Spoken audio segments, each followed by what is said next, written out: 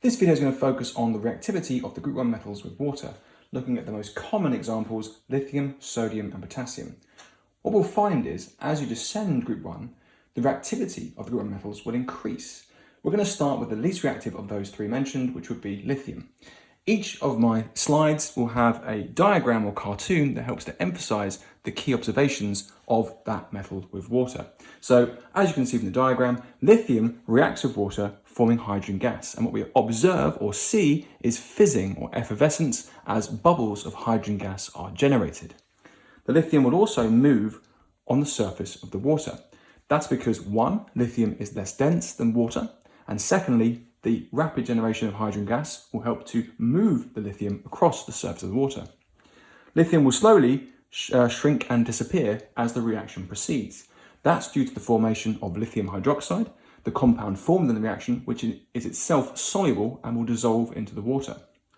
Finally, over time, if we add an indicator, such as universal indicator, the solution will change colour from green to purple. The water will change colour from green to purple. And that is due to the presence of the alkali hydroxide ions, which are dissociating and changing the colour of the indicator due to their presence. And the formula of hydroxide ions are OH-. They are the alkali component which is creating that colour change. I've also included the word and symbol equation for the reaction of lithium with water. The word equation being simply lithium plus water forms lithium hydroxide, the alkali compound, and hydrogen gas, giving us our bubbles. The symbol equation for that would be Li, the symbol for lithium, solid, H2O, the compound formula for water, liquid, lithium hydroxide, LiOH, the formula for the alkali compound lithium hydroxide, and H2 being hydrogen gas, a molecule. These coefficients in front, the balancing, 2, 2 and 2, is to ensure that I have equal numbers of atoms of each element on either side of my equation, either side of my arrow. So that's why I've added these numbers in front of lithium, water and lithium hydroxide to balance out the numbers of lithium, oxygen and hydrogen atoms found on the left-hand side and the right-hand side of the equation. Specifically, there are 2 lithiums on the left, 2 lithiums on the right. There are 4 hydrogens on the left and 2 plus 2, 4 hydrogens on the right. And finally, there are 2 oxygens on the right-hand side and 2 oxygens on the left. So the entire equation is correctly balanced. Now, the great thing about group 1 metals is they all react in similar ways. So actually, these equations will be very similar for the other examples coming up. And many of the observations you're going to see for the other metals will be similar. But as we descend the group, the reactivity of the elements increases, so the observations become more dramatic and the reactions more violent. So we're going to look at sodium next. So again, our cartoon helps to emphasize exactly what we're going to be seeing here. Sodium reacts with water, forming hydrogen gas also.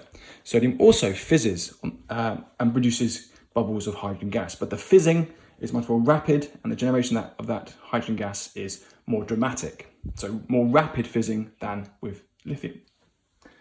Sodium will also move on the surface of the water as it's less dense than water, but sodium moves as a molten ball, unlike lithium.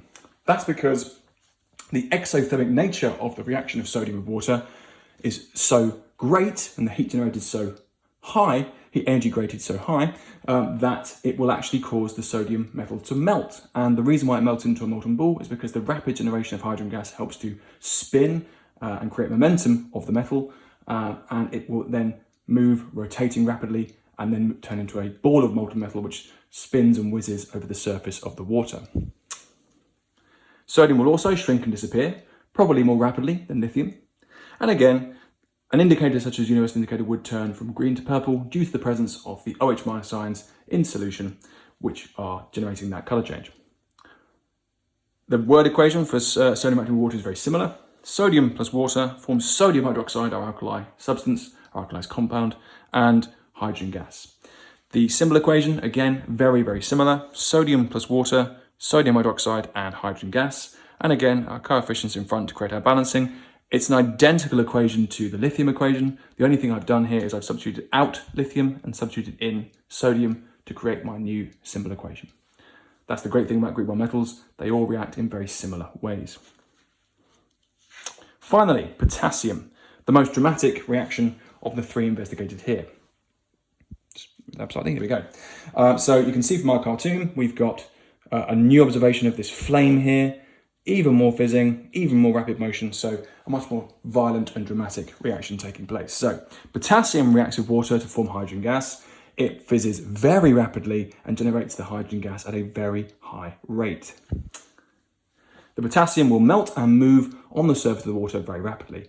It'll be hard to discern that it's moving as a molten ball because it's moving quite so rapidly, so it just melts and moves on the surface of the water very rapidly.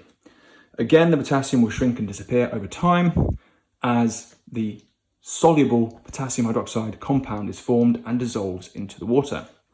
Now, the new observation, the really key new observation for potassium's reaction is that it will actually generate so much heat energy for the exothermic nature of the reaction that it can self-ignite the hydrogen gas it's generating without the presence of a match, for example, to produce a corresponding lilac flame, which is very specific to the element potassium.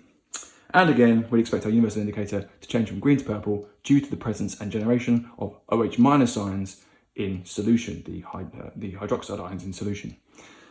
Our word equation is identical apart from we've swapped out lithium or sodium for potassium. So it's potassium plus water, potassium hydroxide and hydrogen. And again, our symbol equation is identical except I've switched out lithium or sodium for potassium. So it's 2 potassium solid plus 2 water to form 2 potassium hydroxide, aqueous, dissolved in water, and hydrogen gas H2. So a totally similar process except we've switched out potassium for sodium or lithium. A final note here from an exam point of view. Sometimes you might be asked the question why we would not do this reaction with an acid, for example, why we wouldn't put a piece of potassium into acid rather than water. If we did so, the reaction would be so violent that it could be very dangerous. It could spit out, for example, sparks and be quite explosive on contact with the acid surface and therefore be dangerous to the person carrying out the experiment. So when asked why we would never do these sorts of experiments with potassium in the presence of acid rather than water, it's because the reaction would be far too violent and therefore far too dangerous. A nice extension question, getting you thinking outside the box there. I hope this helps you guys to understand and recall the key observations of group 1 metals reacting with water.